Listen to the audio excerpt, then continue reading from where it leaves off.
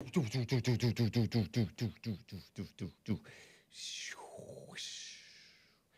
we're off. It is Tuesday, January 3rd, 2023 AD. And it's 9:01 a.m. U.S. Pacific Standard Time here in Los Angeles. And I am wearing my Christopher Columbus Was a Hero t-shirt, courtesy of Real Vincent James. I bought it from the Red Elephants store, also Daily Veracity. He is a good news source.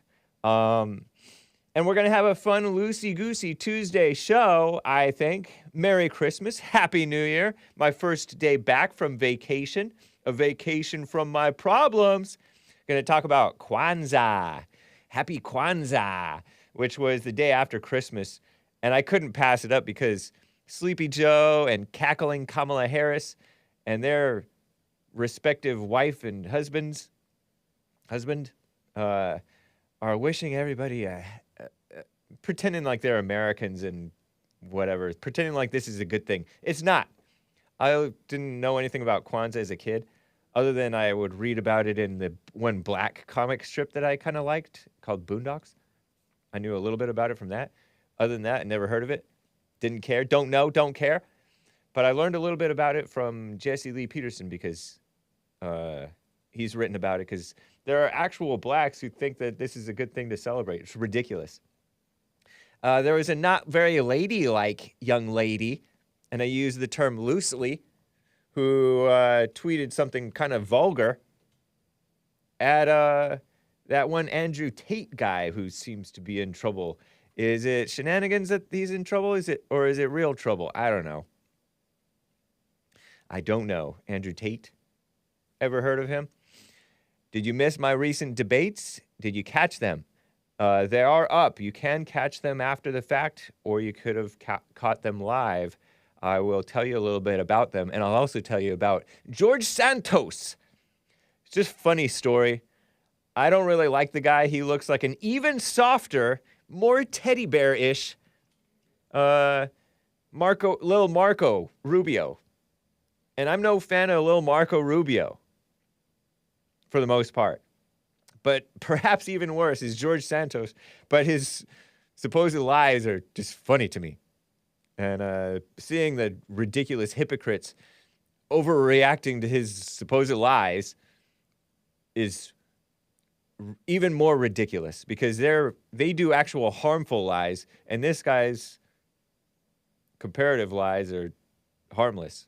But anyway, all that and your calls if you would like to call in. But anyway, guys, let's get right on with the show.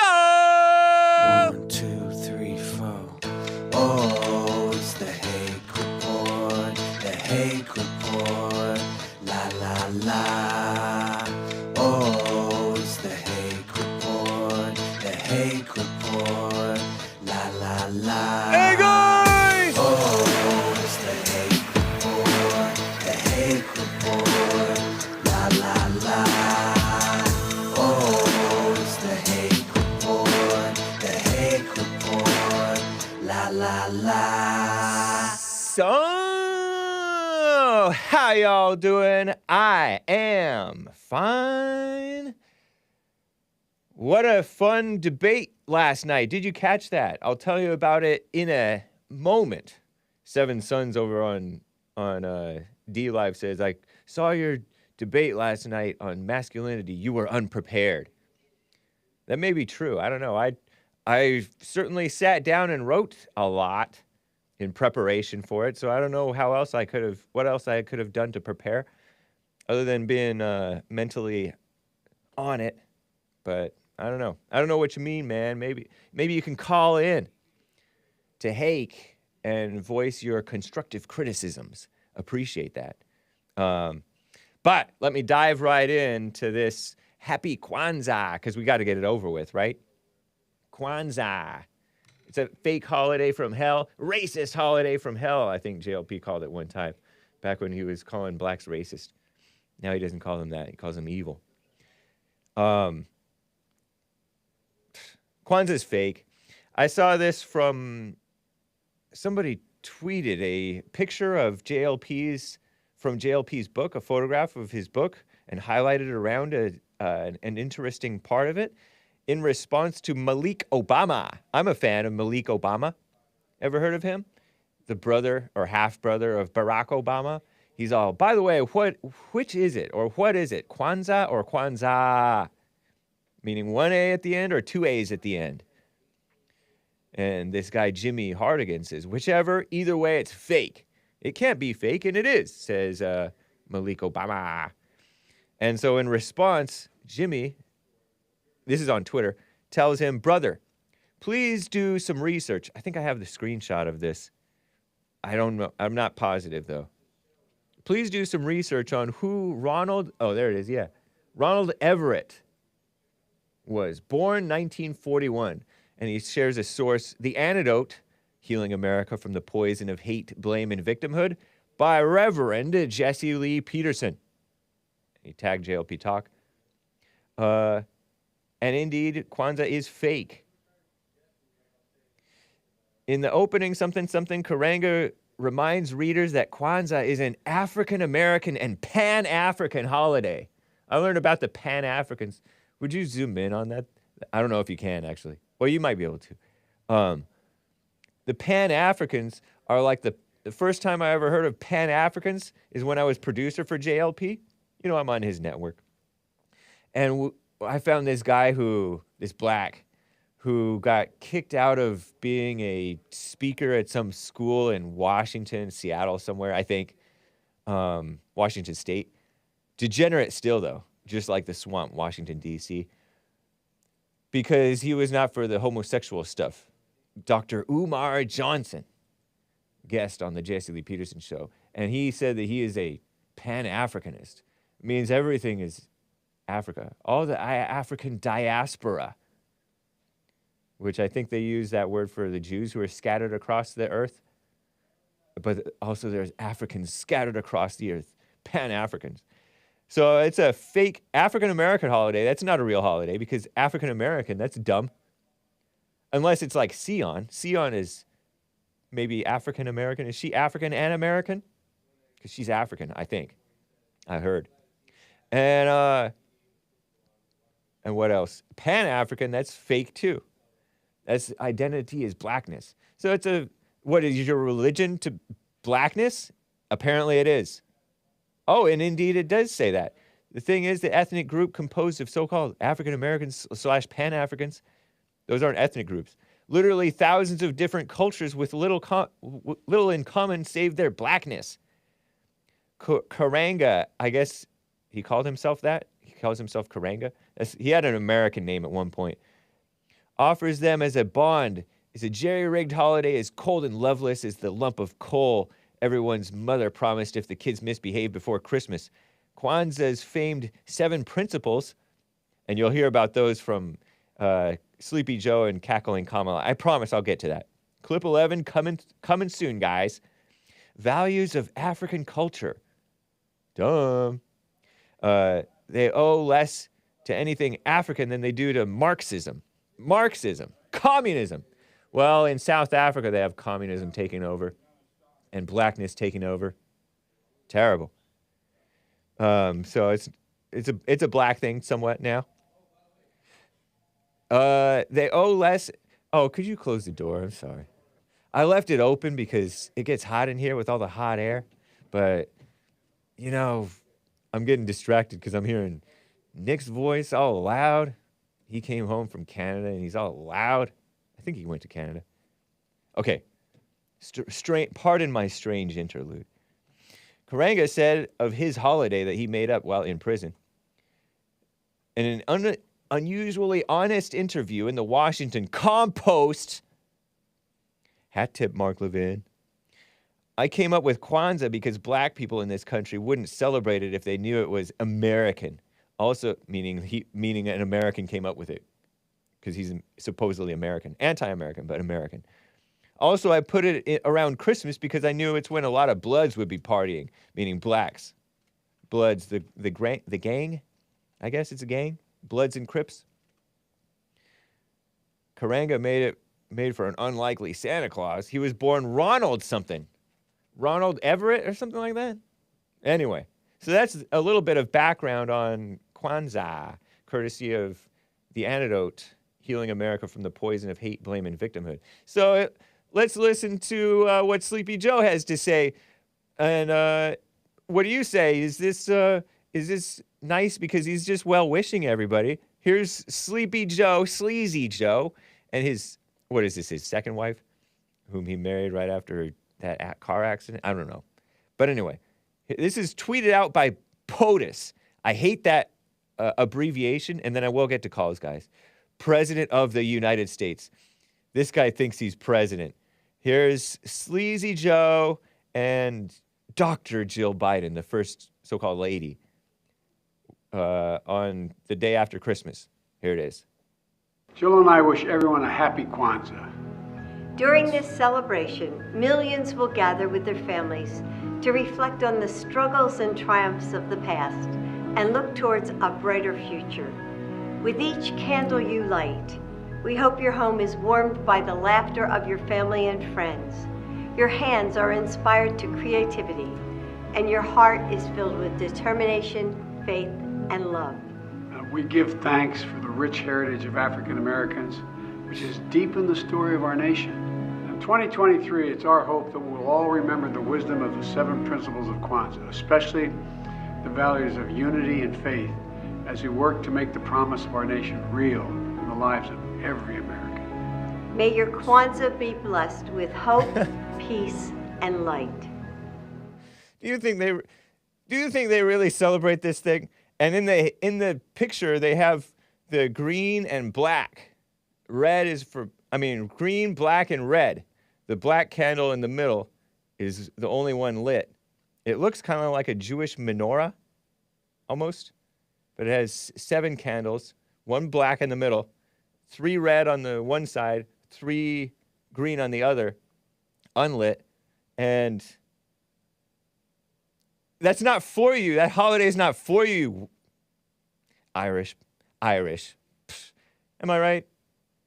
We wish all those celebrating a peaceful, joyous Kwanzaa.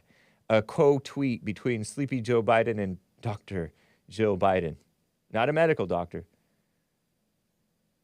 Ridiculous. And Sleepy Joe looks like my grandpa started to look toward the end. A little bit of an empty stare, a little bit blank, old. The wife looks a little bit more with it. Isn't that always the way? The woman stays a little bit healthier. The old man gets skinny and frail and not all there. He doesn't seem all there, to me. Kwanzaa. How are you not embarrassed? I wonder if these, because they live in D.C., right? And D.C. is degenerate. Crap. Sorry, kids. That's what D.C. stands for. I made it up right now. He's all, something about blacks deepened the story of our nation. Yeah, sent us deeper into hell. Ridiculous. So anyway, here's cackling Kamala Harris with her not normal white husband, who is, a fellow white, not a normal white, not a Christian. I don't think he's a Christian. I don't know if she was raised Christian. Her dad is Jamaican and her mother is Indian, not American Indian, India Indian, I think. That's how her name is Kamala, I think. Cackling Kamala Harris. It should be Kamala Emhoff. Kamala Emhoff. Anyway, here is cackling Kamala Harris and Doug Emhoff, whom she married, and he already had children, so she has stepchildren who are like almost as old as her. Not that bad. But anyway, here it is. Hello, everyone, and happy Kwanzaa. Doug and I send our warmest wishes to all of you this holiday season. During Kwanzaa, we celebrate the history and heritage of the African American community and the African diaspora. Look at his Growing face. up, Kwanzaa was always a special time. We came together with generations of friends and family and neighbors. There were never Okay. enough chairs, so my sister and I and the other children would often sit on the floor, and together we lit the candles of the Kinara, and then the elders would talk Kinara. about how Kwanzaa is a time to celebrate culture, community, and family. And they, of course, taught us about the 7 principles. My favorite principle was always the second, Kujichagulia, self-determination. The power to design your own life and determine your own future. And it is a deeply Kujichagulia. American principle, one that guides No, it's me not. every day as vice president. To everyone celebrating, we hope your week is filled with love and light. From our family to yours, Happy Kwanzaa. From the White House, wh.gov.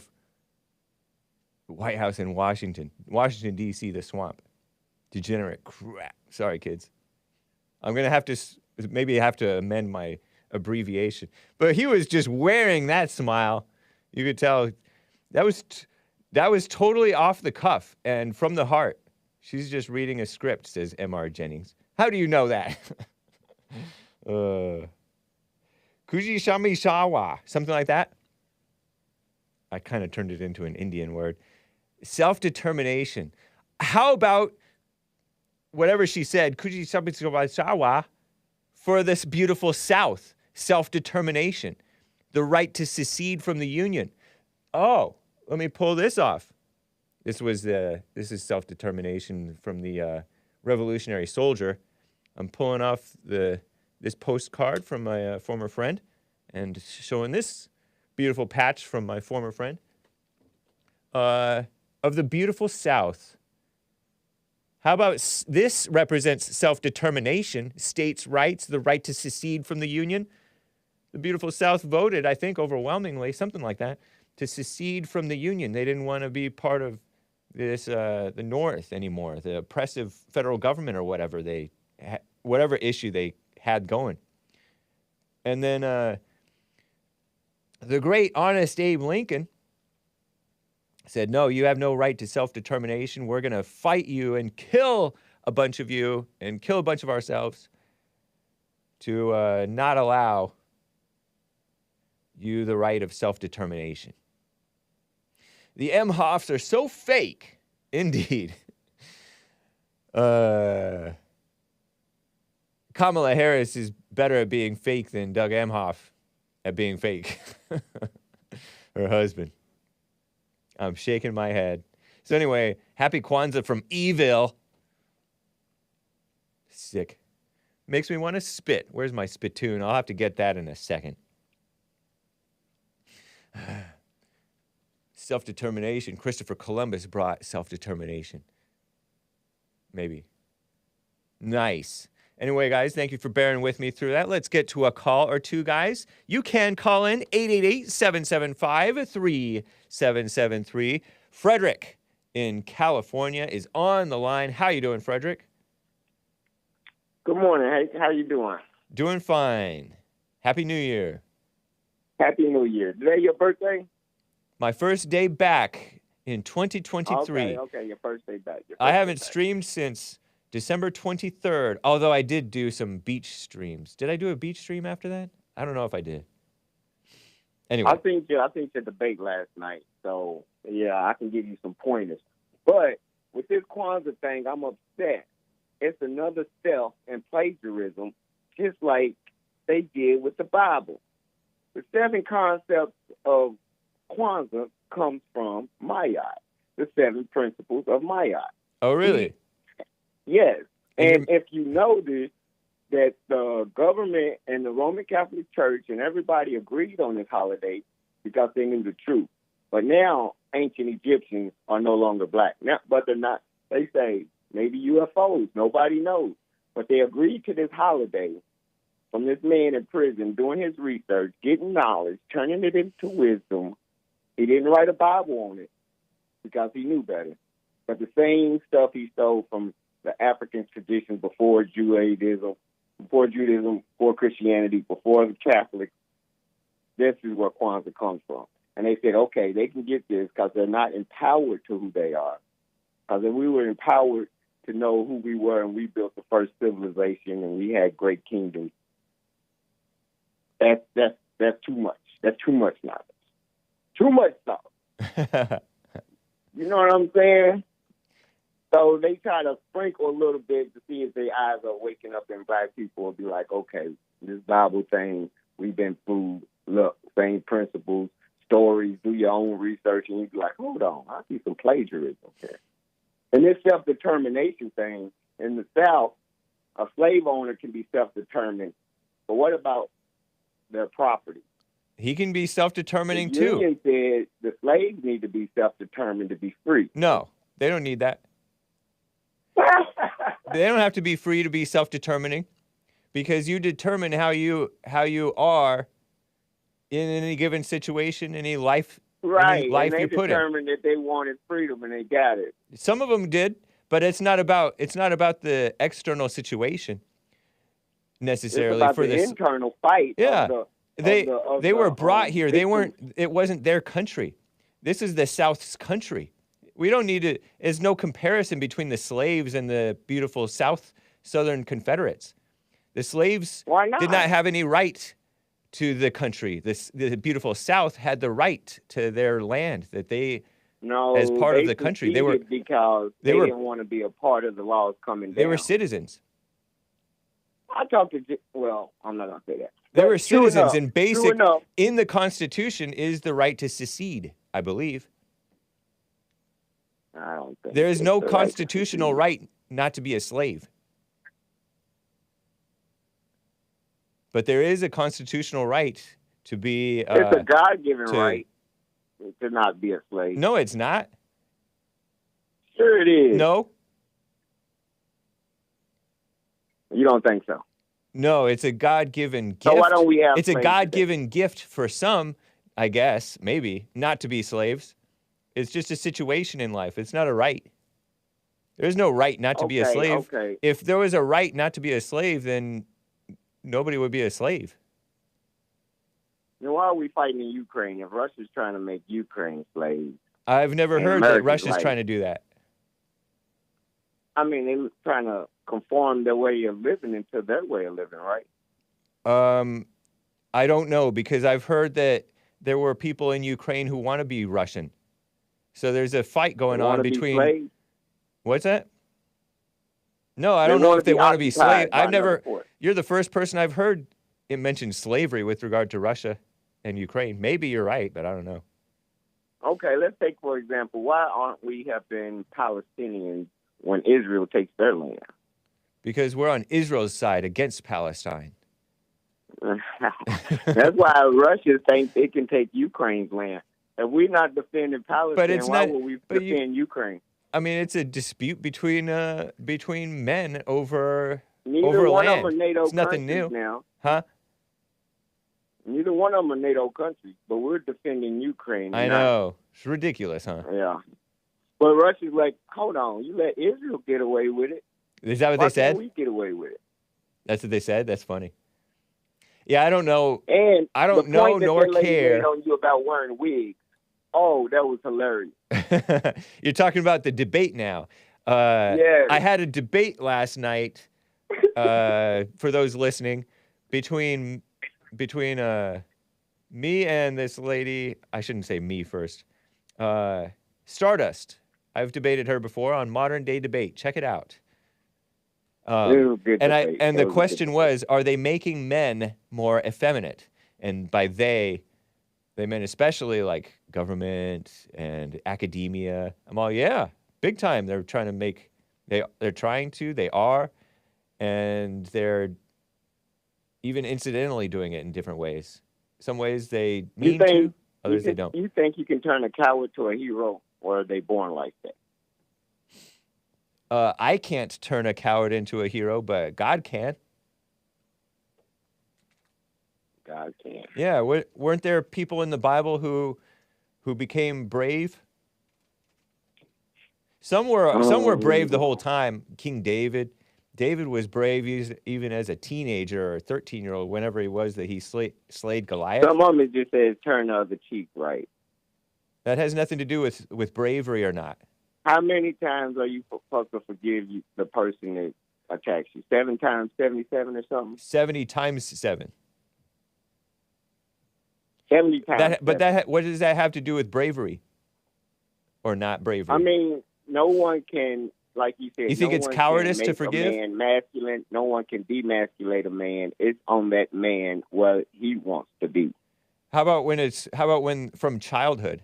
When it's done from childhood? He's born like that. That's what I'm saying. A beta's gonna be born a beta. Then why is there a proliferation? Hold on.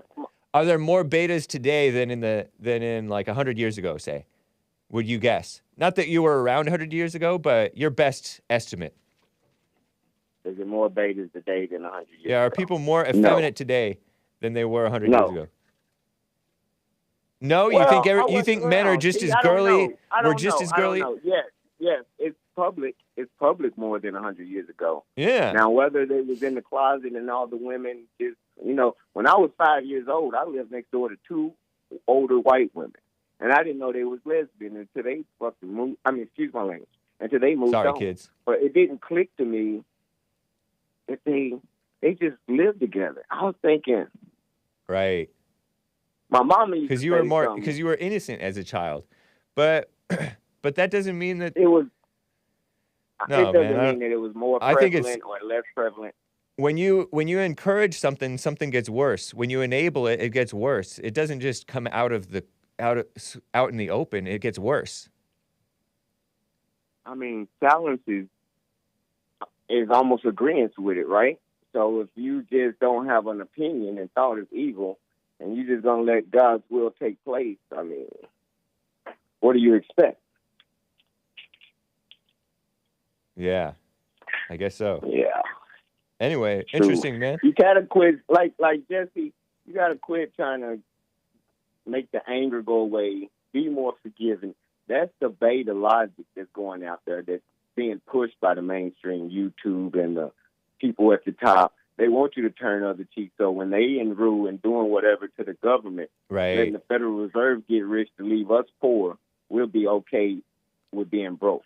We'll live in the woods with God and be content.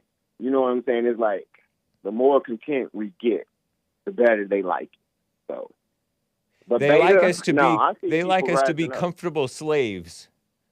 Comfortable slaves. Yeah. But like the protest, that shows like no, people's not going for it.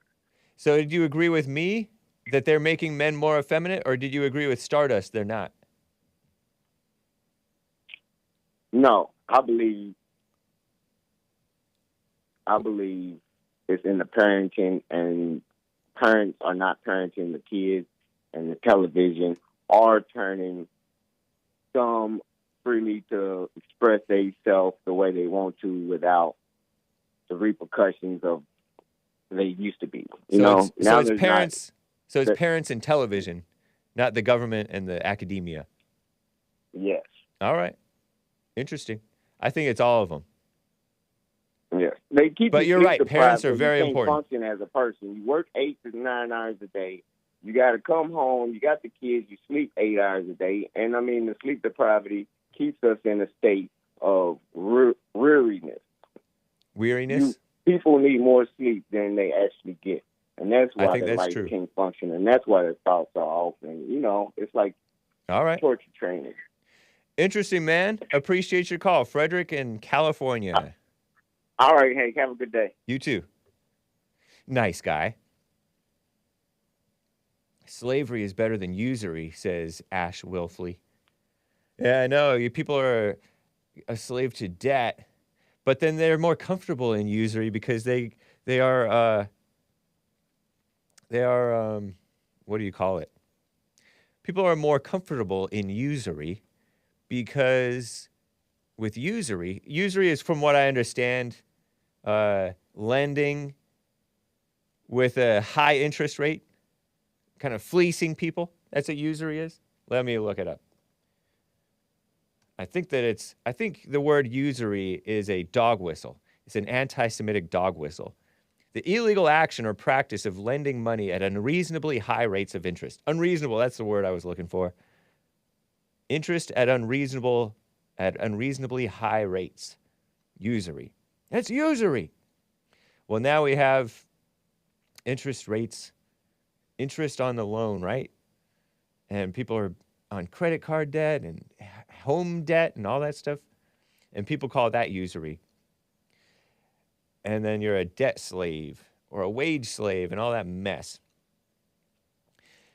I mentioned that the Bible says somewhere that let me not be so poor that I'm tempted to steal, nor so rich that I'm tempted to forget God. Forget God. And right now I feel like we're in the rich, spoiled times. Not that I want to give up the spoiling. It's pretty nice and comfy. But I guess it's easy to forget God in these times, huh? And that's what people have done. Terrible. I'm shaking my head. So, this usury stuff, if you want to call it usury, what we have right now, is making the times really good. Women working, 2-income homes, minimum wage, spoiling type of stuff. Not good. Internet everywhere, internet access, a technology gap they're talking about with, I was reading this tweet, and then I will get to calls. Just a side note real quick. I was reading this tweet from the new black female mayor, Karen Bass of Los Angeles. How embarrassing. I heard from JLP before Christmas that cackling Kamala Harris came into town, and I didn't know it somehow, to like swear in Karen Bass. I didn't see a lot of traffic jams. Huh, interesting. Normally the Secret Service would be jamming the traffic to protect cackling Kamala Harris, the vice president. But she swore in the first black female mayor of Los Angeles, something like that. Terrible. And then she tweeted, this Karen Bass woman tweeted something like, this homeless crisis is an emergency. It's a state of emergency, something to that effect, a crisis. And we need to do our best. We're going to do our best to bring these people inside. Bring them inside. Oh, and she used the word unhoused. The unhoused, our unhoused neighbors. Unhoused. Let me get my spittoon. Because this is I'm not actually going to spit. This is JLP's studio. This is too spit-worthy. Disgusting. JLP debated her a few years ago at Politicon, in I think LA Convention Center or somewhere. This Karen Bass woman, she was a representative at that point, phony politician, supposedly representing this part of LA that I'm in right now, from which I broadcast. So she was my representative, so-called. At one point, I had that guy, pencil neck guy, that's Adam Schiff, called something else by JLP and Donald Trump. But anyway, this woman's all, we need to bring in our unhoused neighbors, bring them inside. That's the solution. No. You jail the criminals, deport the homeless, or something, and you don't make it comfortable for them to be outside. Right now, the weather's so nice, and they're so accommodating, and people have this homeless rights, the homeless rights groups. Oh, don't take their property, even though it's littering our sidewalks and elsewhere and alleys and stuff. It's disgusting. Some of them clean up after themselves. I have to grant that. All right? There's like a couple of the old timers who clean up after themselves. I like those guys okay. And they stay out of the way. But no, they're polluting our cities. And the people who are defending them are worse. So it's terrible. What a mess. Spoiling women. female mindset. Effeminate. How embarrassing. I didn't vote for her. I can tell you that much. Bring them inside. But this guy's all, a lot of them are black and Hispanic. I think a lot of them are white and on drugs. And there's a technology gap and something like that. Meaning they don't all have iPhones. They probably do all have iPhones. It's ridiculous. Technology gap. Inequality. And that was a male who tweeted that in response to Karen Bass. It's ridiculous. You don't jail the homeless, Hake. Even Jesus was homeless. I know, but he wasn't a bum. These people are bums. And yes, you can jail them because we have to make it a crime to be homeless. In certain areas, especially. Polluting the sidewalks. Go somewhere else. You can find a place. Relocate them to the Mojave Desert. How about Death Valley? Not death camps, though. Death Valley, it's a name. It's a proper name. And it's too cold for them to die in the heat, so they won't die. Calm down. Anyway, let me get to a call or two, guys. Steven in Rhode Island is on the line. Steven, Merry Christmas and Happy New Year. How you doing? Bruh, Merry Christmas and Happy New Year to you, man. What'd you get for Christmas? Did Santa bring you anything? I got love for Christmas, and I got a nice jacket. On that. All right. Yeah. Nice, man. Nice. So Santa hooked it up. He actually came through. Indeed. I got a blanket and a PS5, bro. Wow. And it was whole. Yeah. It was intact. An intact PS5. Yeah. It wasn't broken or anything from banging around in the sleigh, you know? Right. It's great, man. I wonder if Santa got that from Nick's stream. He might. I don't know. Why? Did Nick give it away? I don't know. Oh. He just seems like a PS5 type of a guy. All right. Okay. Maybe he was slinging. Maybe he was slinging them to Santa Claus. He seems like a. I don't know. Oh, he got them when they were like almost out of stock and sold one to Santa, huh? All right. He says, "Hit me up, Santa." Man. Good price. Special price for you, my friend. Five finger? Yeah, $5. That's cool, man. So how was the New Year?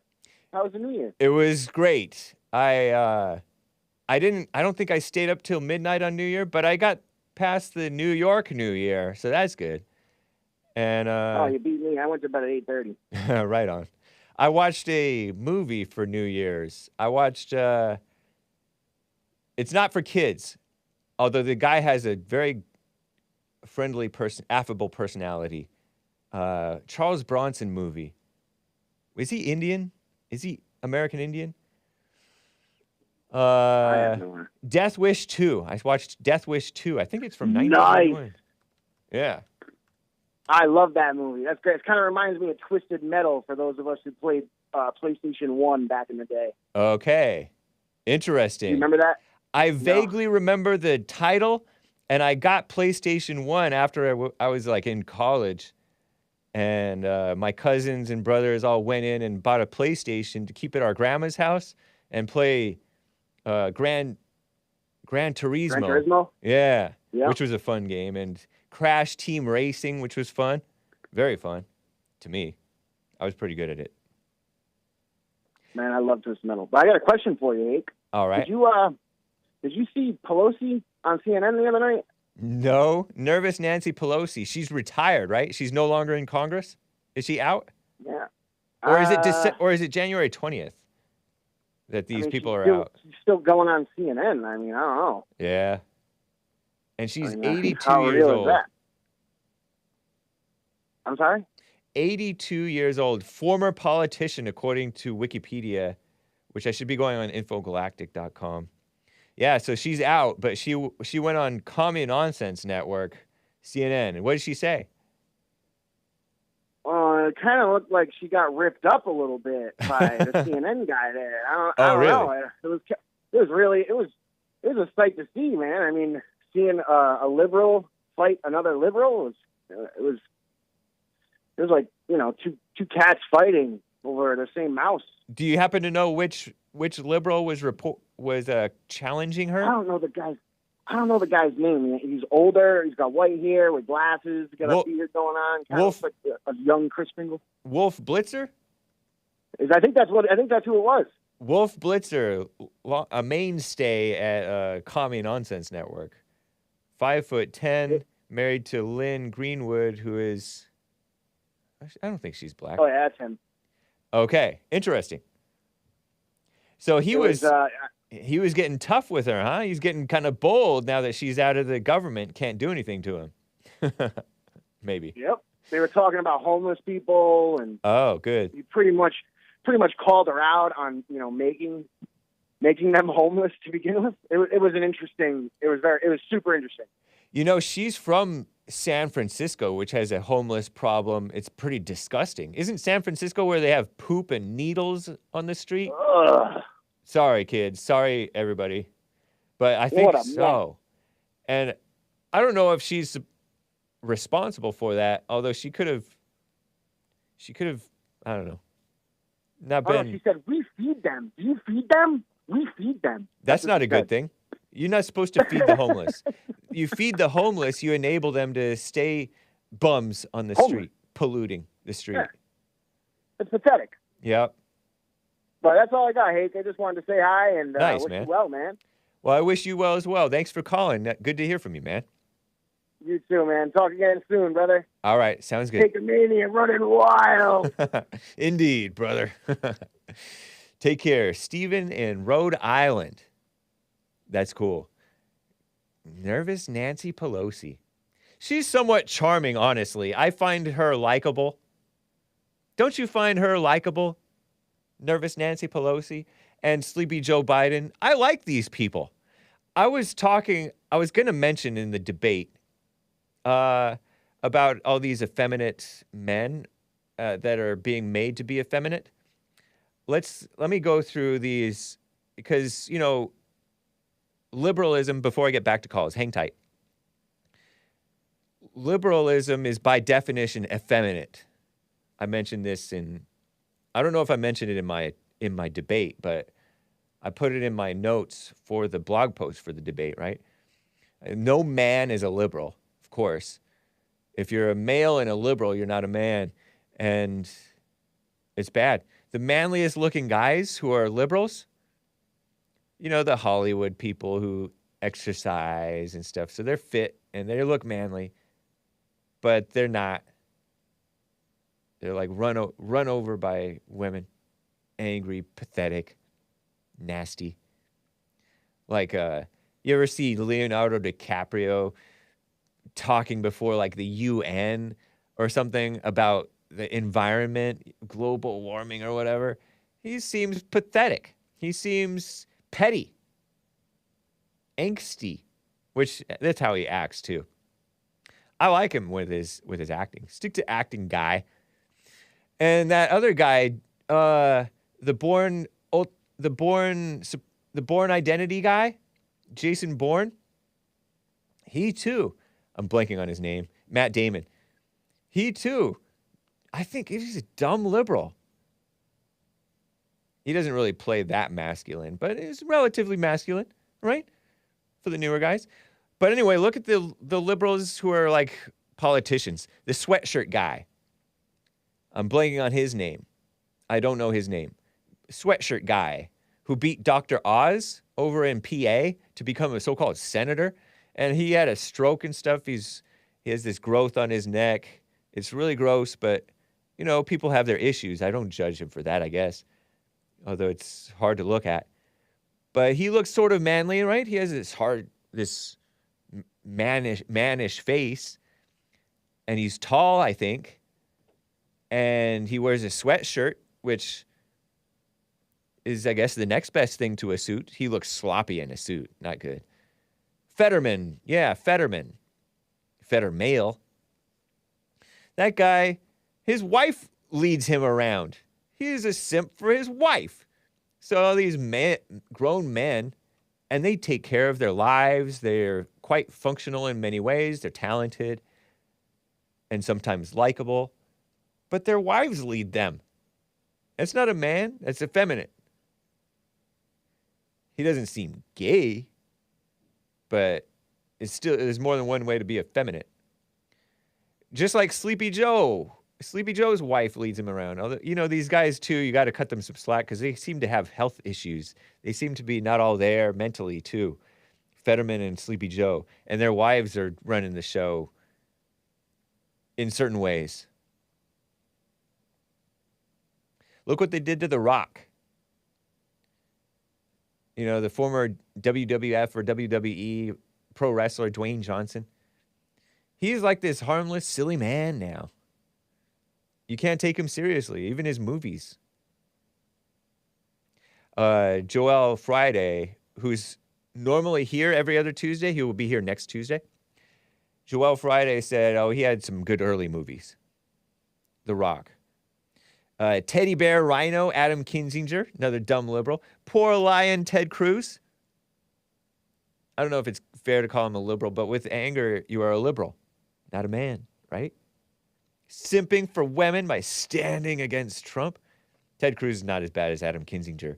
But Adam Kinzinger, who married a Colombian woman or something.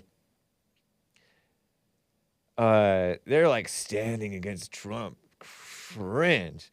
I saw this headline from Adam Kinzinger. He's the one guy whom I don't find likable. I guess I need to repent from disliking Adam Kinzinger, from hating him. I shouldn't hate Adam Kinzinger. But I saw this headline. This is from a few days ago, I guess. January 6th investigation. Outgoing GOP representative Adam Kinzinger, a rhino's rhino, tells CNN, Commie Nonsense Network, talking to the enemy, that he fears for the country's future if Trump isn't charged in connection with the Capitol attack.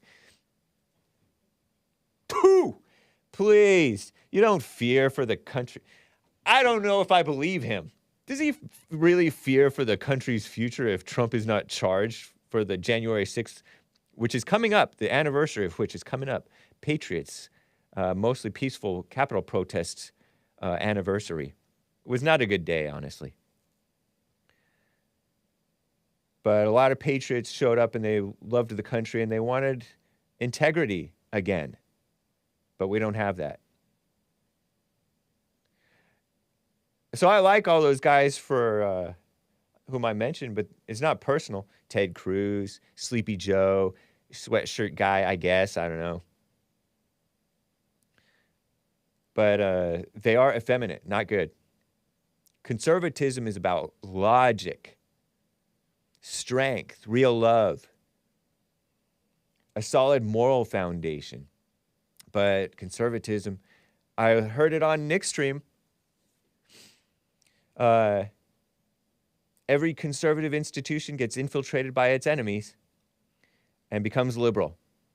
It's a fact. That includes churches. I'm shaking my head. Anyway, I'll talk more about I may talk more about yesterday's debate. But anyway, let me get to Brian in North Carolina on the line. Brian, thanks for calling and holding. How are you doing? I'm doing well, Hake. Thanks for having me. How you doing? Doing well as well. Thank you. Nice. You're welcome, man. Happy New Year. Thank you, man. Happy New Year to you. Thank you. And happy birthday. We're going to keep that going. I know. You know what? Last night, I appeared on Modern Day Debate, and the founder of Modern Day Debate is James Kuntz. And he was hosting the debate. He was moderating. And it was his birthday.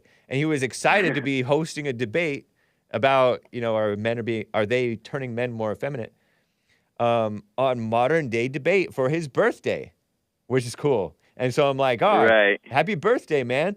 And I didn't tell him, but it's my birthday too. I was born in July. So I'm almost 41 and a half. That's amazing. You're 40. No, you're 41. Yeah, I'm 41 and a half, almost and a half. You're almost there. Every day it gets a little closer. Yep. That's funny. Nah, you mentioned cackling Kamala. Yeah. And it made me think about something I saw recently. I think I saw it on Officer Tate. I think his name's Officer Tatum. Oh yeah. His channel, and somebody exposed how Kamala Harris's stepdaughter got a job at Balenciaga the same day that she became vice president. Oh really? That's funny. Yeah, I thought that was pretty funny. Not to bring up old stuff like Balenciaga. Balenciaga made headlines, for those who don't know, for putting out this questionable, or perhaps scandalous is the better word for it, picture of kids holding fake teddy bears that were actually monsters wearing BDSM, which is a degenerate sexual thing, I don't know, type of gear. And then they also had like reference to some pedophile court case or something like that, and all kinds of mess. And people were boycotting Balenciaga. Kanye and his wife or something are somehow involved in Balenciaga, or were. They cut ties with Kanye because Kanye is too Christian. You see, the media is kind of done with Kanye now all of a sudden. You know, he seems to go and come back and go and come back, because it seemed to get quiet for a second there, and then he met with Trump, and then he went on all these podcasts again, and then he was in the news again, and now it's quiet again. You're right, but that's how the news cycle is. I'm sure he'll get back in the news if it's time for him to be back in the news. Yeah. So, well, whenever he does something noteworthy, you'll hear about it. You said Kamala Harris is stepdaughter, because she has no children of her own that we know of. No, she's So that's Doug Emhoff. Ouch, hurt my ears. That's Doug Emhoff's daughters. You can't help it. Doug Emhoff's daughters, huh? One of them. I don't know. I don't know who it is. Well, that's his wife. That's her husband, Doug Emhoff. Ella Emhoff. Interesting. She's a model, artist, and fashion designer. Daughter of U.S. second gentleman. How embarrassing. Talk about emasculation. Yeah, what is that? Second gentleman, Doug Emhoff, and stepdaughter to U.S. Vice President, cackling Kamala Harris. The second gentleman. Yeah. Wow. 23 years old. Balenciaga. Wikipedia doesn't have anything about her working for Balenciaga. not that they would. That's an illusion. It's an illusion. Well, you know, if it's not newsworthy enough, or the mainstream media doesn't cover it, it's not there. All right. Hey, you said something. You said something else. I think you were talking about Nancy Pelosi's husband. But you said, oh no, it was Joe Biden. You were talking about. You said his wife probably plays a role in his life or something like that. Yeah. But any woman that has any kind of control over a man has control of every aspect of his life. He's like not living anymore. Wow. Why do you say it so strongly? Because it's so true. Explain. It's 100% true. Any time a woman is able to, a man is weak and a woman can have control over a man, she has complete control over his whole existence. It's like taking him out of existence, because if he could just be what he is, all would be well. But since he's not allowed to because she's controlling him, she controls his whole, it's like he's dying. He's like, you start dying. Yeah, I think there's a lot of truth to that. I think that is true. Because JLP says the woman is the man's god. And that is so true. People make women as their gods. Yeah. And, you see guys get whipped. They call it whipped. Oh, can such and such have his fill in the blank back? And, so terrible. It's like the worst kind of whip, though, especially with, like, black men, because black men, you know what it reminds me of? Black men's relationship with their women when they're in hell with a woman that's controlling them is like Samuel Jackson's character is with his master on that movie Django. Oh, I haven't seen that, but I've heard about that because people claim that Jesse is like that with white people, but it's not true. But whatever. Yeah. Well, but anyway, let me explain that. what that is like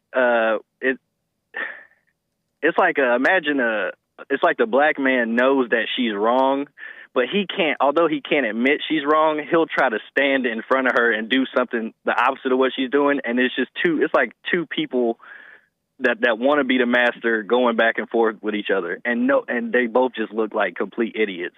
Oh, funny. So that's a whipped man and his wife, both trying to be master, both failing because it's not Jesse fitting had a for a couple woman like that to on be... his show one time. Oh, were they Christians? Yeah, so-called Christians. Were they was it on the radio show or the Fallen State? It was on the radio. It was over the phone, and he was like, the dude was like, Jesse, you've upset my wife. Oh, terrible. And he was totally like not in agreement with her, but he was like forcing himself to like stand behind her and beside her and be like this little quote unquote voice of reason. Because God is angry, and he can't stand up to her. Interesting. It was a mess. What a All mess. right, I don't want to take too much time, man. But you also one more thing. You said Jesus was homeless. That's a made up lie, man. Yeah. Jesus had a home. Everybody else just couldn't see it. Well, the Bible says, you were talking about Stephen from Django. Yeah. The Bible says, quotes Jesus as saying, foxes have holes and birds have nests, but the Son of Man has no place to lay his head.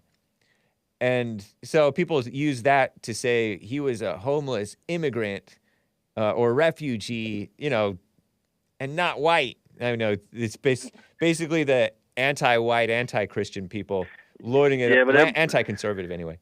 They're blind though, because he said the Son of Man, which is true. The Son of Man has no place to lay his head, but the Son of God has a kingdom, a heavenly one.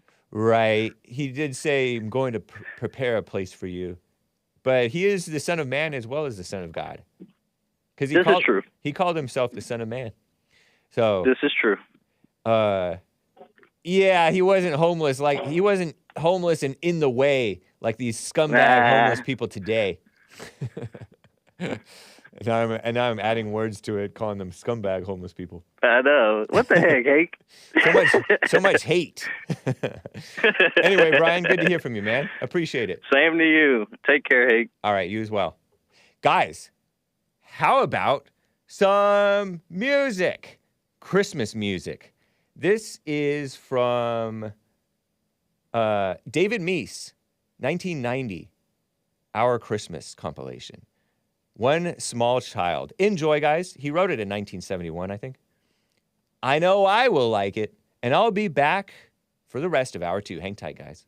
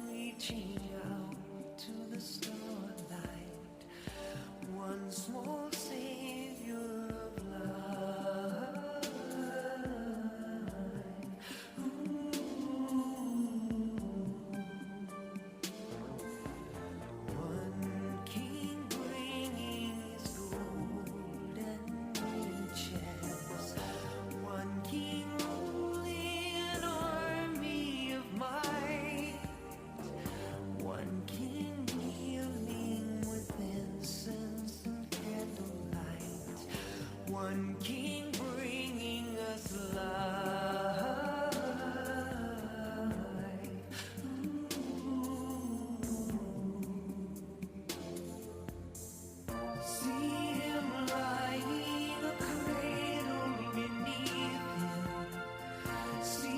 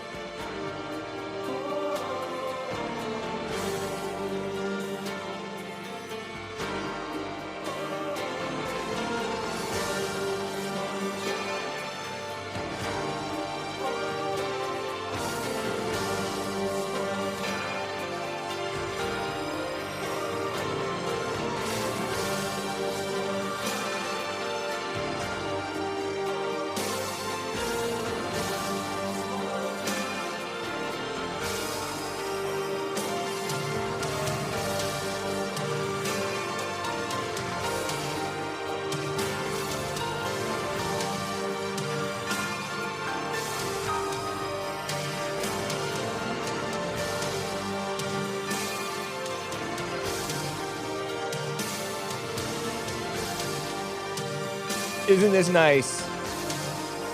Yes, it is. Hake has a nice voice. Well, thank you. But that's David Meece. I love a lot of David Meece's songs.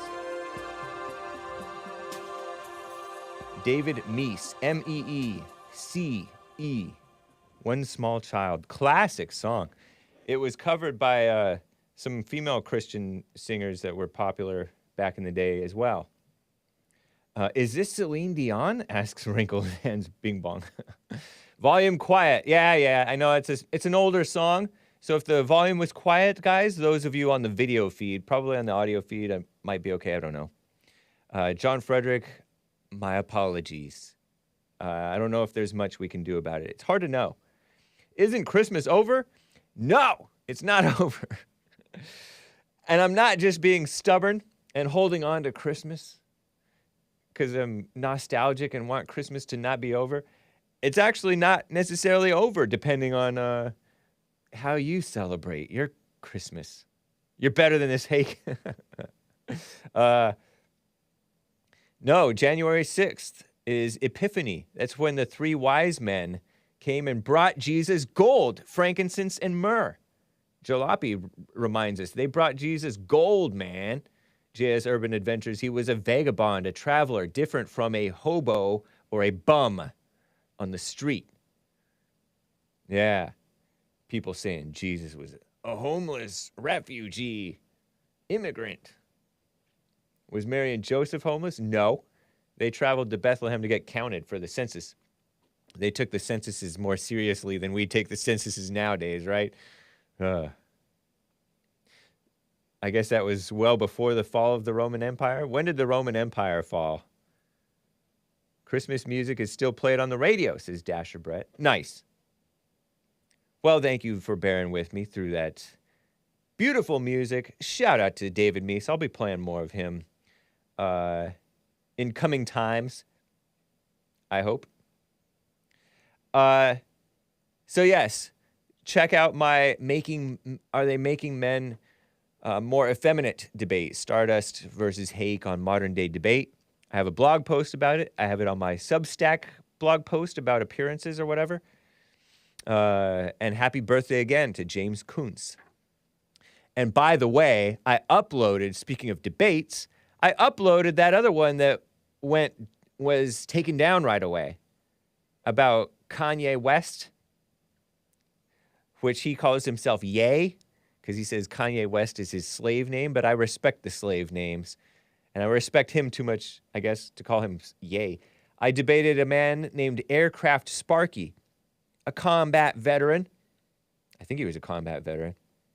And a YouTuber. And that was on The Crucible on the 22nd, the Thursday before my last day streaming last year, 22nd of December. So I finally uploaded a recording of that. It's from The Crucible. The Crucible channel, I had to take it down just to be safe, protect their channel. Because we talked about the Jewish people a little bit, whom Kanye criticized and talked misinformation about, fake history, conspiracy theories, and we don't give credence to those. Get a Job says James Kuntz loves JLP savage moments. Yes, and don't we all? Shout out to Get a Job. And shout out too to the Facebook crew. Thank you for joining. Nice to see you. We are live. Hake is live on Rumble as well. Rumble.com/The Hake Report and Odyssey, ODYSEE.com/@The Hake Report. Shout out to you guys watching over there. Not on Cozy at this point. I'm not streaming on Cozy. JLP is, but not Hake. I'm even on Twitch and Twitter. I'm the only person watching on Twitter. Twitter at this point is not conducive for that. Let me cover some super chats from this year and last year, okay? Based America First states, quote, on streamlabs.com/The Hake Report, Buffalo, as in Buffalo, New York, I think, experienced the worst blizzard since 1977. That's that climate change. Clearly, the science is settled that the climate hasn't changed. This is Based America First. Yeah, 1977 to today, 45 years ago, something like that. Is that 45 years ago? Roughly. Wow. Hasn't changed in 45 years. Fortunately, New York Governor Kathy Hochul passed climate change legislation, though. And inept leaders, Kathy Hochul replaced that Cuomo guy, Andrew Cuomo, whom I prefer over Kathy Hochul. And inept leaders let people freeze to death in the streets. Whoa! Did that actually happen? Buffalo. People freeze to death. Are you serious? Freezing temperatures and heavy snow kill 57, according to NBC News. That was over December 26th. Winter storm death toll in Buffalo rises to 27 7 days ago. 57 right after Christmas report. And 7 days ago, also right after Christmas, right? Buffalo woman saves a man from freezing to death in a blizzard. I remember that story. I came across that one. Winter storm death toll climbed to 38, according to New York Daily News 6 days ago. Terrible. Ridiculous. Oh, but let's pass climate change legislation because long-term matters more than the people's lives today. Future. Ridiculous. I shouldn't read the... I like reading the chat, but that's funny. I'm just reading a chat that is inappropriate. I shall not repeat it. From Mina. Another super chat from Based America First. Thank you, man. Appreciate the support, as always.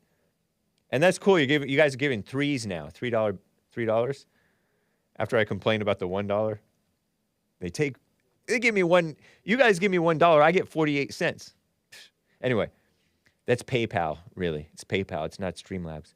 Based America First says, excellent debate with Stardust regarding society making men effeminate. Yeah. Hake provided concrete government, education, and media examples. Stardust, frustrated that bad behavior / ideas are attached to being a woman, then references It Takes a Village, book by Hillary Clinton. Yeah, these people are saying it takes a village to raise a child. I'm like, no, it doesn't. And I have to hat tip to JLP for that. Because, it takes a village. Oh, that kind of sounds nice. No, because then you get people meddling in parents' affairs, especially good parents. It takes a good father and a good mother. I didn't know that was a book by Hillary Clinton. Why, did she let the village raise Chelsea Clinton? Is that what happened to poor Chelsea Clinton? Is Chelsea really Bill's daughter? Chelsea looks a little bit like some other guy. Not that I'm a conspiracy theorist, and not that I want her to not be daughter to Bill Clinton, who's also old and decrepit and skinny and the life sucked out of him. And meanwhile, Hillary Clinton, who used to be a mildly attractive younger lady, now became kind of blown up and fat and not good looking so much. Terrible. But I didn't know that she wrote that book. Anyway, thank you, Based America First. Another couple of super chats. Let me read these while I am here, because I want to plow through the ones from back when I was out. Remember when I was out all that time? Remember that? October 10th, I think. No, October 10th. Shall I read all 5 of these? Probably not. I'll read 2 from October 10th. Based America First, back when Hake was out all those months from surgeries and stuff. My back is all messed up. One rubric of government. Tax to get less of something. Subsidize to get more of something. Student loan bailout is a classic example of government growing itself. College tuition was always expensive, but universities competed for the best possible students. Yep. And when you subsidize it, you're just raising costs and increasing the number of dumb students going to college. Government colleges and even the private colleges are trash in many ways. Not all, not all ways. But they're just pumping out those effeminate males who vote just like women. I love the less educated, so does Trump, who vote more sensibly. You get educated, you lose your senses. Big bump laughing because Chelsea was a village child. Okay, government provided ever larger loans to anyone, goes on. Base America First goes on. Colleges were incented to expand worthless degrees and accept anyone with no downward pressure on tuition. Convenient how demon rats subsidized colleges through government loans and so added liberal teachers could donate. Yep. So true. What a racket. What a racket. You know, another racket, which may be related, every year you have to buy the new textbook for it. Oh, this year's edition of the textbooks. And they cost like $50, $60, $100. If you went to college, you might know about this. I don't know if it's still the case like that, but you know, the teachers sell their own text. Oh, you have to buy my textbook that I wrote. This type of stuff. And yeah, maybe you really believe in it, but you know, some teachers write their own textbooks because the other textbooks are no good. Students forget the stuff. But they don't fleece the children for it. Anyway, thank you, Base America First. I shall read more, starting with October 12th. Help me remember, guys. I finished October 10th. I got to start off back with October 12th. I don't know if you guys are going to be able to help me. Hake, your standards are frightening. Hake calls everyone mildly attractive. Don't you think Hillary Clinton used to be somewhat mild? I think she was mildly attractive. Bill Clinton was sort of a player. People call him a rapist. I don't buy that. A sexual predator and stuff like that. Please. Women are sexual predators. It's mutual predation. Anyway, let me get to this funny story. Speaking of effeminate males, I'm shaking my head. I do not endorse this man. I disavow him, but his story is so funny to me. George Santos, ever heard of him? I just heard of him. From Hake News, the far-left females at the Skim reported today, Republican Latino congressman-elect, I call them Republican Latino, George Santos. Is he Santa Claus? Is scheduled to be sworn in. That despite federal and state criminal investigations. Oh, please. It doesn't mean anything nowadays. Most recently, revived fraud charges in Brazil. So he's Brazilian, I guess. Or parents Brazilian or something. I don't know if he had his father. That's why he's not morally straight. Reportedly over a stolen checkbook. Did he steal a checkbook or what? I don't know. But maybe he has family and friends who are not totally high moral integrity type of things. A lot of Latinos are not the most honest people in the world, if you know what I mean. Shout out to the Latinos. Santos won in New York's 3rd Congressional District. Seat in New York. New York, they always pick the winners, don't they? Not. But he flipped it red. He turned New York red, or this district red. But he's been in the spotlight for weeks after supposedly lying about everything in his background, from his education to his past jobs. Who cares? Education, past jobs, who cares? He's a politician. I care more if he's lying about the border.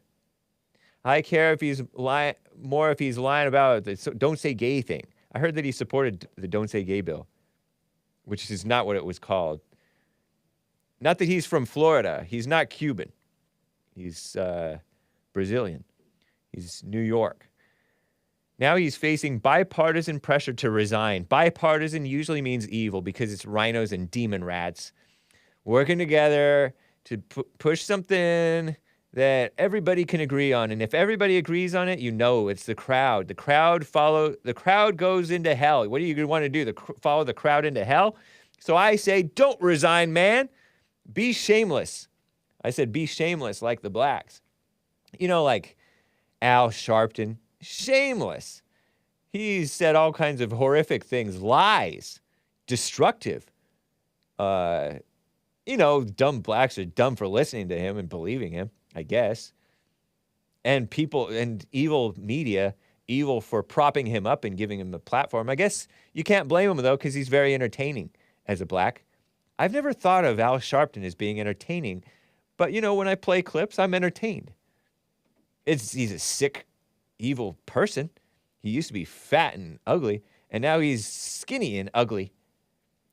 He looks like the Crypt Keeper, one of my former coworkers once said. From Goosebumps or whatever. I don't know. Anyway, be shameless like that. There's a lot of black politicians and there's this other politician who's not black, but he's corrupt, known to be corrupt, I guess. But he's stayed in Congress. So don't resign, man.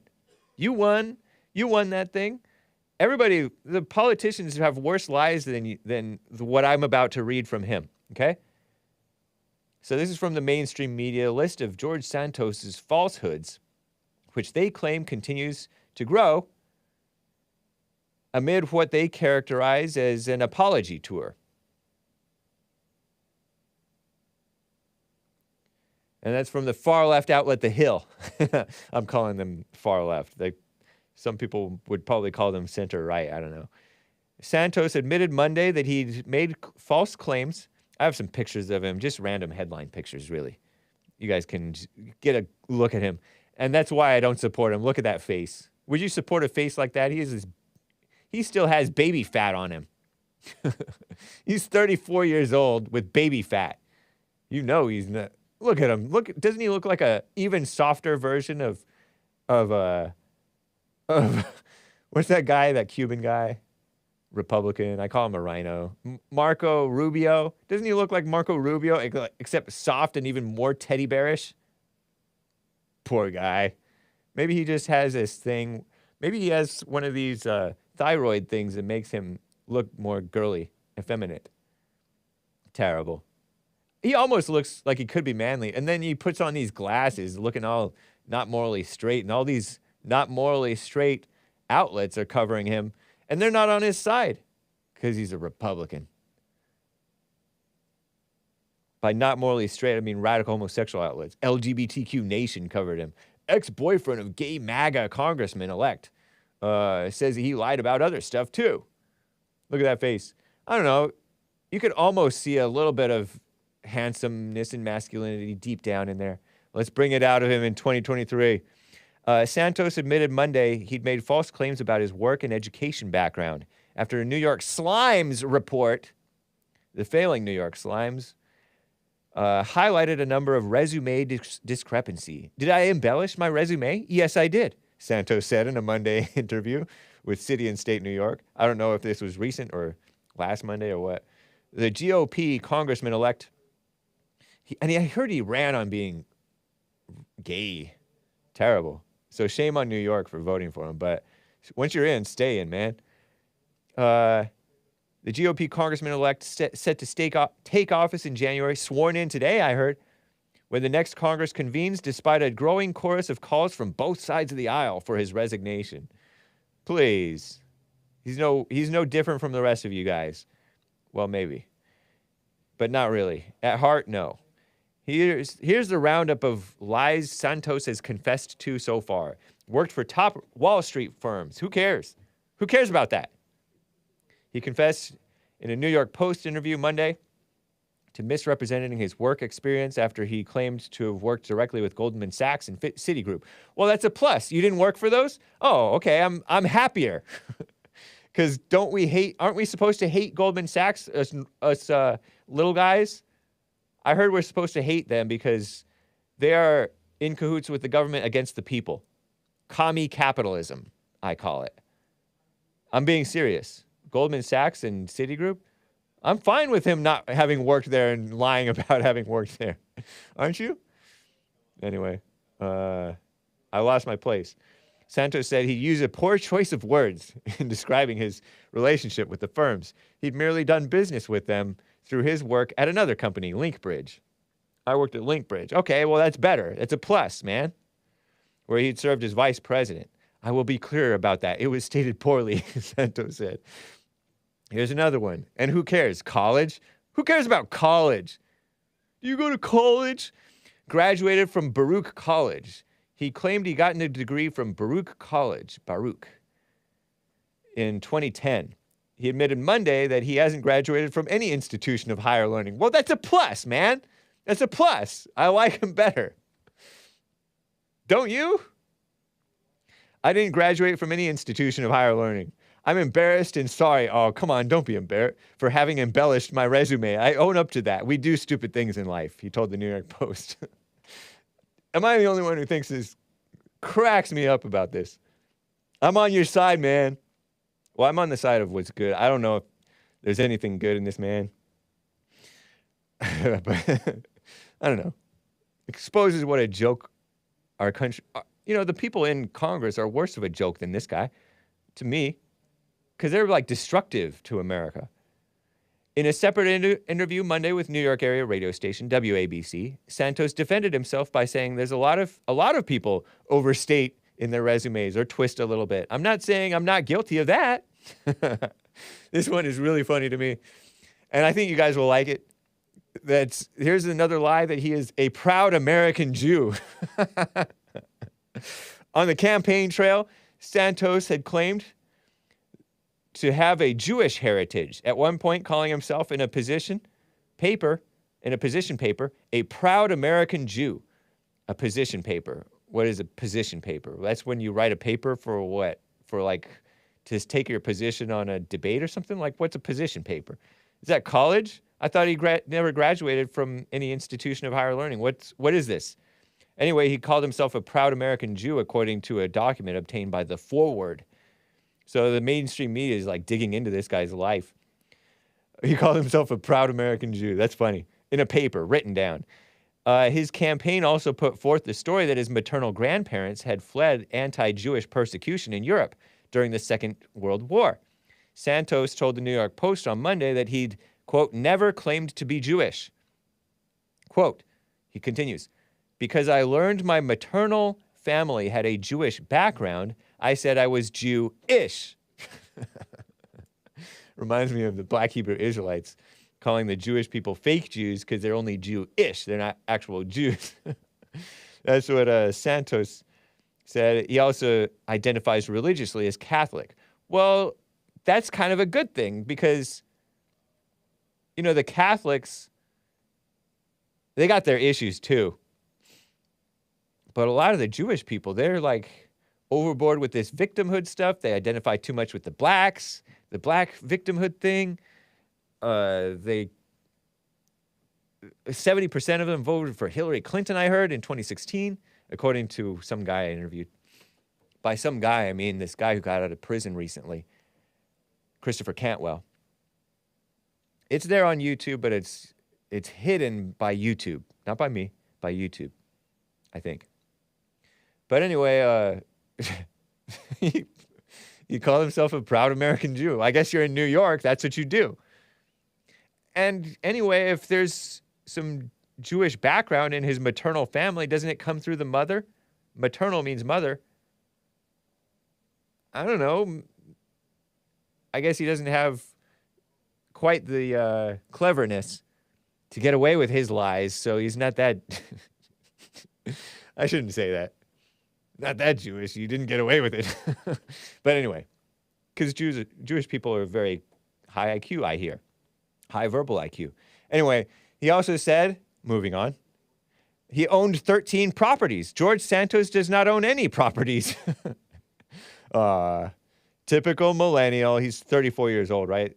Does not own any properties, the congressman-elect told the New York Post in the third person. He referred to himself in the third person. I'm a fan. He had claimed on the campaign trail that he owned 13 real estate properties, according to the New York Times. The failing New York Slimes, which are evil, communist, anti-American, they are worse than him. But now he says he owns none. Reportedly currently living with his sister. Terrible. Terrible. But funny. My family has property. I'm able to use their property. Maybe that's what he meant. And I help them out with keeping the books and stuff like that. But that's a family affair, he told the City and State. Ran an animal rescue group. Well, that's a good thing that he didn't do. Among the claims into question by the New York Slimes was Santos' story that he founded and ran an animal rescue group as a 501c3 registered charity called, you know what, guys, I'm going to get to clips. I'm going to get to one more clip. I have a clip that I just remembered that I have, so hang tight, all right? Bear with me through this.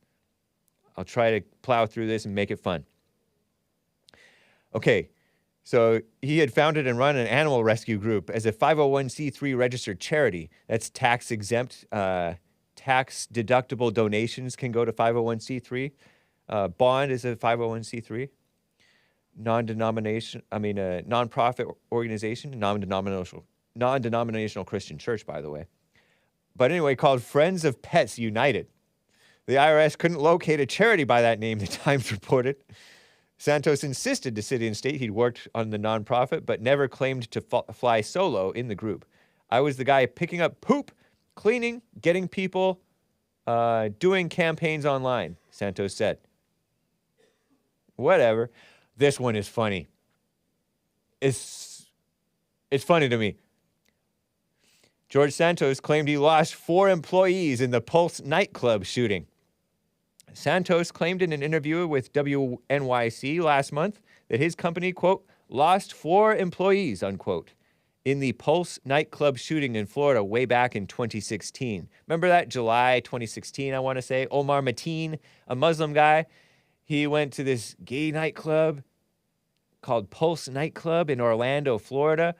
And Omar Mateen, people speculated about him. I don't know. But he basically shot up the place because he was mad about what the U.S. is doing, bombing Syria or something. This was under Obama before Trump got into office. Omar Mateen's dad showed up later at a Hillary Clinton rally. He was in the back because he's a POC, you know, a Muslim Arab guy. And so they prop up the POCs. It's a bunch of tokens. The Democrat Party is just a party of a bunch of tokens, right? And the Republicans have their tokens. It's all tokens all around everywhere. But yeah, he shot up the place and a lot of gays died. 49 killed, murdered in a terror attack. And it wasn't because they were gay. It was because the guy, at least not explicitly, it was explicitly over sympathy for ISIS or something. I don't know. So he claimed that he, hold on, let me read this. He claimed that they lost 4 employees in the Pulse nightclub shooting. Asked on WABC on Monday whether the people who worked for him had perished in the shooting, Santos backtracked slightly on the claim. That worked for me directly? No. But we did have people who were being hired to work for the company at the time. But yes, we did lose 4 people who are going to be coming to work for the company, Santos said. The New York Times could not find a link between any of the 49 Pulse shooting victims to Santos's company at the time. Interesting. Maybe they were potential employees. You know how those phony politicians love to tell their sob stories? Sleepy Joe Biden always talks about, my son Beau, is Beau, right? My son Beau, he died of cancer. It's so sad. Pulls on the heartstrings of the women. And so the women fall for it and vote for him. Maybe that's what he was trying to do with his Pulse nightclub shootings. We lost 4. This is another one. This is another rich one. I don't know if he backtracked on this one. This is from that LGBTQ Nation, radical homosexual outlet. So they're a bunch of liars themselves. The headline reads, ex-boyfriend of gay MAGA congressman. So this guy's MAGA. He supports Trump? Or did Trump support him? I don't know. George Santos says that he's lying about other things. Ooh. Yeah, let's talk to somebody who's a disgruntled so-called boyfriend. Oh yeah, that's a real trustworthy source. Give me a break. And there's another politician. It's a confusing line. The subtitle of this headline reads, Out Gay Representative Richie Torres. I guess it's another Hispanic. Democrat, demon rat from New York. Probably not the ex-boyfriend. Has said he'll introduce Stop Another Non-Truthful Office Seeker. Santos Act. Santos Act. The Santos Act. Santos, S, stop, A, another, N, non, T, truthful, O, office, S, seeker. Very clever, Richie Torres. Very high verbal IQ. Are you a proud American Jew too? To stop other liars like Santos from taking office. That's rich, a Democrat and fellow radical homosexual talking about trying to stop liars from getting into office. Give me a break. So he introduced a bill to keep liars out of office. Nobody's going to get in office if it was honest. Anyway, so this one is funny. George Santos also seemingly lied about his mother dying in connection to the September 11th, 2001 terrorist attacks. Until Wednesday, Mr. Santos's campaign biography said that his mother, Fatima de Volder, worked her way up to become the first female executive at a major financial institution, according to the failing New York Slimes report. However, Santos's friends say they remember her as a woman who spoke only Portuguese. That makes me think, oh, he is Brazilian, because the Brazilians speak Portuguese. They don't speak Spanish. Are they still Hispanic if they speak Portuguese? I don't know. Is Portugal kind of like the baby brother to Spain? Kind of like Canada is the baby brother to America? And so Canadians still speak American English, sort of? And then the Portuguese, I don't know. Anyway, his mother only spoke Portuguese, according to some of his friends, and worked cooking food and cleaning houses of others. Well, okay. In a July 12th, 2021 tweet, Santos wrote, quote, 9/11 claimed my mother's life. 9/11 claimed my mother's life. I'm laughing at tragedy, but I'm not laughing at the tragedy, guys. I'm laughing at the silliness about it, the phony emotions that he tries to pull on. And it's your phony emotions that he's trying to pull on. He had previously said that his mother was working in the World Trade Center during the terrorist attacks. The now deleted bio on his campaign website said, quote, she survived the horrific events of that day, but unfortunately passed away a few years later. Apparently a few years later meant 15 years later, which that's still plausible maybe. And it's unclear if her death was caused by any factors related to the attacks. So maybe it did. You know, a lot of these firemen, they died not right away, but later, years later, right? From inhaling the bad dust or something. So anyway, another quick headline, and then it'll be the end. GOP Representative-elect George Santos reportedly divorced a woman 2 weeks before running for office in 2019, despite suggesting he's been openly gay for a decade. That's funny, but a lot of homos, right, are quote-unquote married to women. And in fact, can't the women turn you that way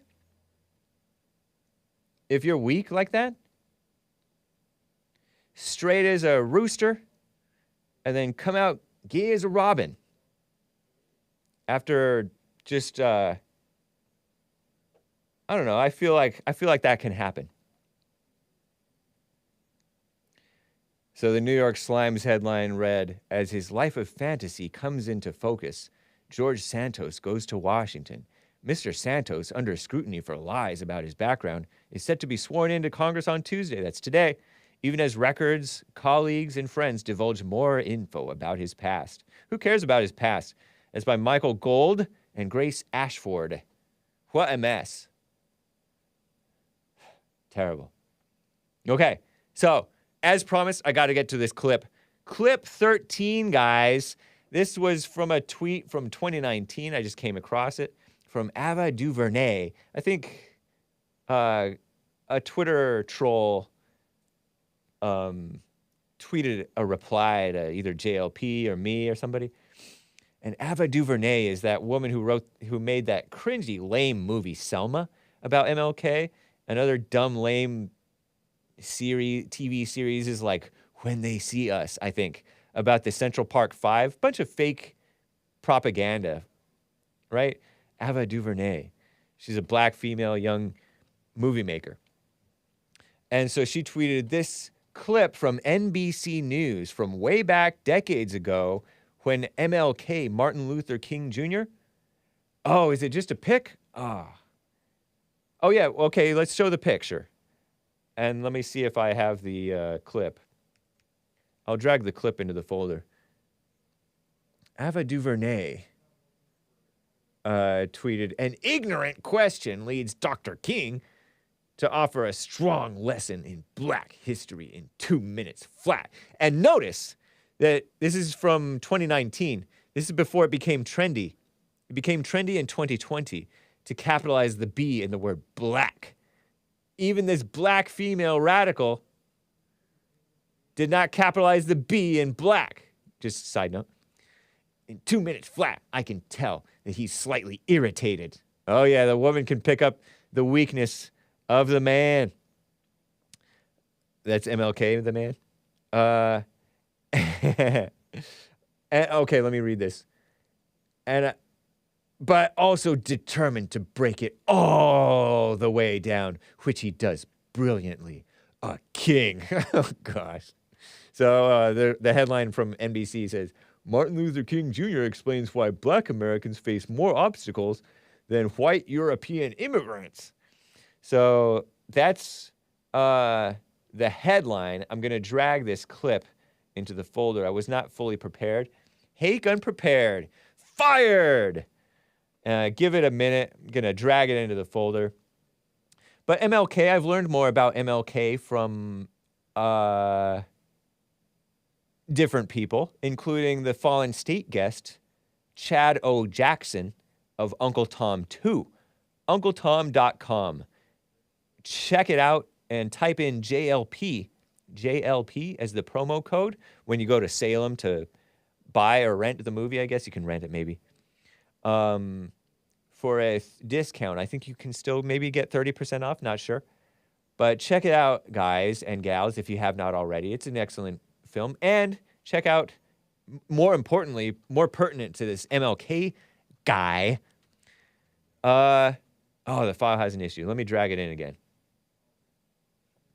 See if I have it again. Replace. The Chad O. Jackson Fallen State interview from a few months ago. I want to say maybe in October. Not sure. Yeah, MP4. Put it in. Keep both. Check it out. See if that is workable. Sorry, guys. Hake unprepared. If not, I'll just have to show it tomorrow. I put in 2 in the folder. One. Okay. So, yeah, check out Chad O. Jackson on the Fallen State, okay? Because that was an interesting thing, of showing how sleazy this guy might actually have been. He was like a sucker for this black stuff and the communist stuff, the phony victimhood stuff, and not actually very Christian at all. Interesting. So shout out to Chad O. Jackson for breaking some of the illusion for us normies, because we normies don't always listen to you guys who are sometimes smeared as conspiracy theorists, and many of you watch. We don't listen to you very closely. You guys have been claiming for years that he was a communist, and actually this guy maybe breaking through the illusions. Not that it matters. It's ancient history. But anyway, here is MLK versus an NBC reporter from back in the day. What is it about the Negro? I mean, every other group that came as an immigrant somehow, not easily, but somehow got around it. Is it just the fact that Negroes are black? White America must see that no other ethnic group has been a slave on American soil. That is one thing that other immigrant groups haven't had to face. The other thing is that the color became a stigma. American society made the Negro's color a stigma. America freed the slaves in 1863 through the Emancipation Proclamation of Abraham Lincoln, but gave the slaves no land or nothing in reality, and as a matter of fact, to get started on. At the same time, America was giving away millions of acres of land in the West and the Midwest, which meant that there was a willingness to give the white peasants from Europe an economic base. And yet it refused to give its black peasants from Africa, who came here involuntarily in chains and had worked free for 244 years, any kind of economic base. And so emancipation for the Negro was really freedom to hunger. It was freedom to the winds and rains of heaven. It was freedom without food to eat or land to cultivate, and therefore it was freedom and famine at the same time. And when white Americans tell the Negro to lift himself by his own bootstraps, they don't look over the legacy of slavery and segregation. I believe we ought to do all we can and seek to lift ourselves by our own bootstraps, but it's a cruel jest to say to a bootless man that he ought to lift himself by his own bootstraps. And many Negroes, by the thousands and millions, have been left bootless as a result of all of these years of oppression and as a result of a society that deliberately made his color a stigma and something worthless and degrading. Wow. You know, I don't know, but I kind of see this guy as a smooth-talking sleaze now. I mean, he's dead now. Rest in peace, MLK. He died. He got shot and killed. I heard a black woman stabbed him, too.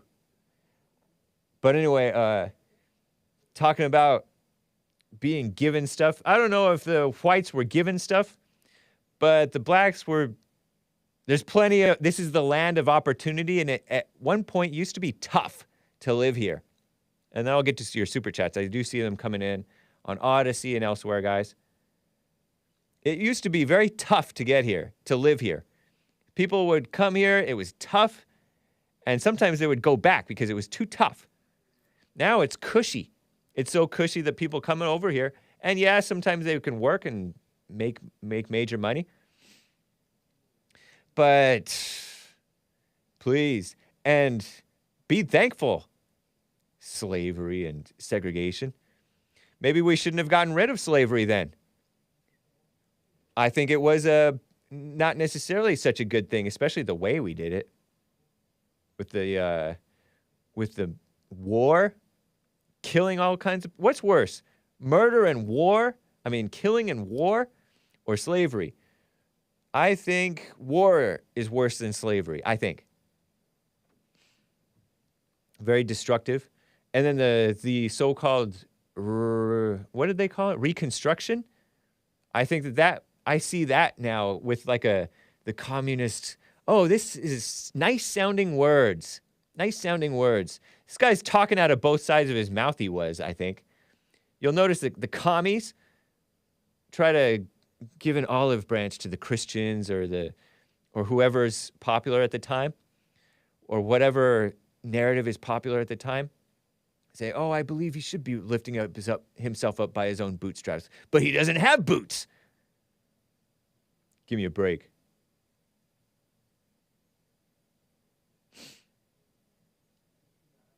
War is hell. Yeah, no, and the older blacks did not fall for this guy. They're like, oh, don't fall for him. But the younger blacks fell for him.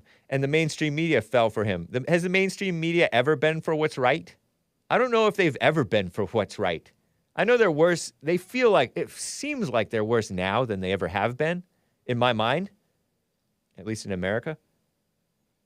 More brazen, more out in the open. Maybe it's kind of like Frederick from California said. They're more out of the closet evil now. Out of the prayer closet. And I think that people say, oh, MLK would be horrified at what's going on today. Would he? Or would he be like Sleepy Joe Biden? Because Sleepy Joe Biden pretended to be for traditional marriage and all that stuff. Sleazy Joe. And now he came out in favor of so-called same-sex marriage before sleazy Obama came out in support of it. MLK with the word salad, says Big Bump. Yeah. Oh, you broke it down, says Ava DuVernay, another evil woman, giving false credence to the innocence of the Central Park Five who support Black Lives Matter. Trash. Degeneracy.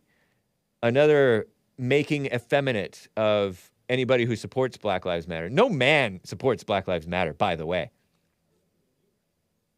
Preaching to the choir over here, though, with that topic. So,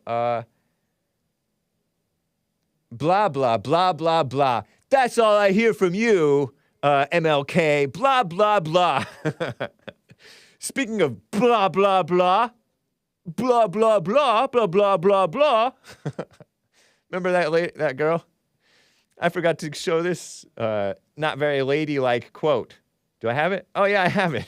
I skipped right over it. Greta Thunberg. Another.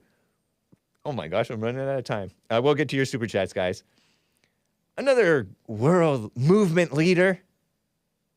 The far left females at the skim love this because they're not very ladylike. Nor is Greta Thunberg, apparently. She tweeted small d bleep energy at getalife.com as her fake email address. And that was in a tweet. And I don't have the tweet for you, but she tweeted that at Andrew Tate, who is universally hated by the mainstream. So you know that he's, it's ridiculous. You know that they're not for what's right. You know that he may be on to something somewhat, or at least an imitation of something good, right? A la Jordan B. Peterson, the self-proclaimed king of toxic masculinity, who, by the way, has been arrested in a human trafficking investigation.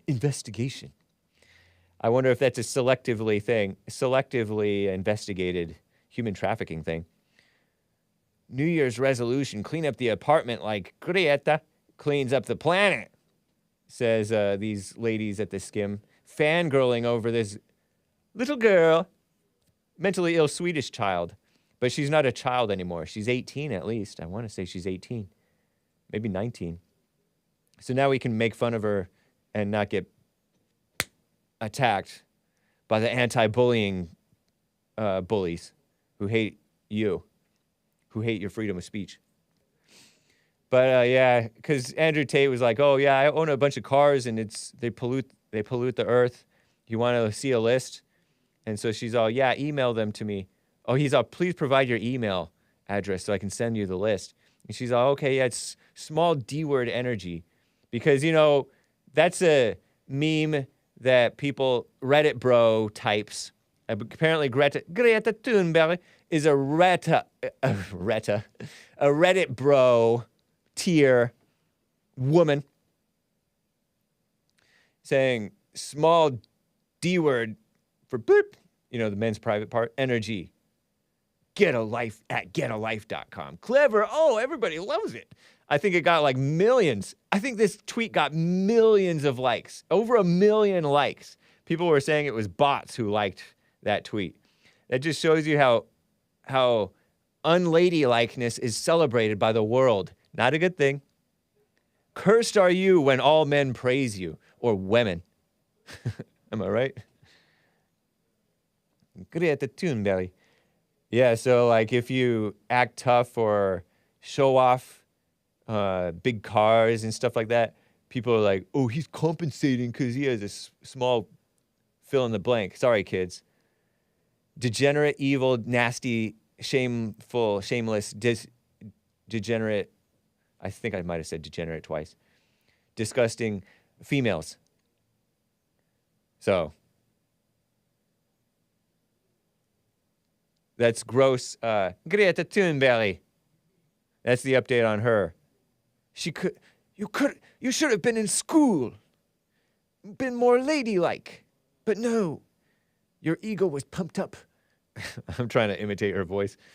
And you became vulgar, like the typical female. I wonder if the Swedish women are as vulgar as these so-called American ladies, and I use the term loosely, are celebrating. Are Swedish women bad like that? Maybe they are. Because how else did she come to be? She's a daughter of, like, an actor, right? Something like that? And another female? So, I don't know. Anyway, let's get to some super chats. We're at 5 minutes till, and I have to play a last Christmas song to close out here. Hold on, though. Before that, let me get some knowledge. Drop some knowledge for you guys, onto you guys. Sorry, that's talking too black. Is that talking too black to say drop knowledge? It's not time yet. It hasn't been 10 or 20 years yet. In 10 or 20 years, I'll start talking about dropping knowledge. Azador states, our resident historian on Odyssey, ODYSEE.com, in politics, a position paper, is asking this with regard to George Santos, Santa Claus. A position paper is a declaration of the politician's beliefs and policies. Oh, okay. And what did he say in this position paper? I forget what he said. Is that what he said? I lost my mother to 9/11. 9/11 claimed my mother's life. Let me search position paper. Oh, no. In this position paper, he called himself a proud American Jew. Nice. I love it. Shout out to George Santos with his teddy bear face. Low T teddy bear face. What have they done to us to make us so low T? Is it the pornography? Is it the sedentary life? Is it the alcohol? I heard that IPAs are estrogenic. Soy boys. So many different things. But anyway, his position paper stating his beliefs and policies. So, calling himself a proud American Jew has nothing to do with beliefs and policies. Well, maybe it does speak to that a little bit, I suppose. So funny. Another super chat from Stephen Absolution. Shout out to Stephen Absolution on streamlabs.com/The Hake Report. Climate change is actually real. It's just not as insane as the libtards make it out to be. We got 4 seasons over here on the Yankee East Coast. Shout out to Christopher Columbus. Based shirt Hake. Yeah. And unfortunately, redelephants.com got deplatformed. So I don't know if you can get this shirt from Real Vincent James anymore. Find him on Telegram and maybe you can find his links and see if you can get this t-shirt anymore. Christopher Columbus was a hero, and that was established in 1492 when Columbus sailed the ocean blue. Well, guys, I cannot get to the rest of the calls. This has been the Hake Report, Rick in Hampton, Virginia, and others. Here is Verona, Carol of the Bells, from Lujo's All I Want for Christmas, 2004. I love it. Adios, America.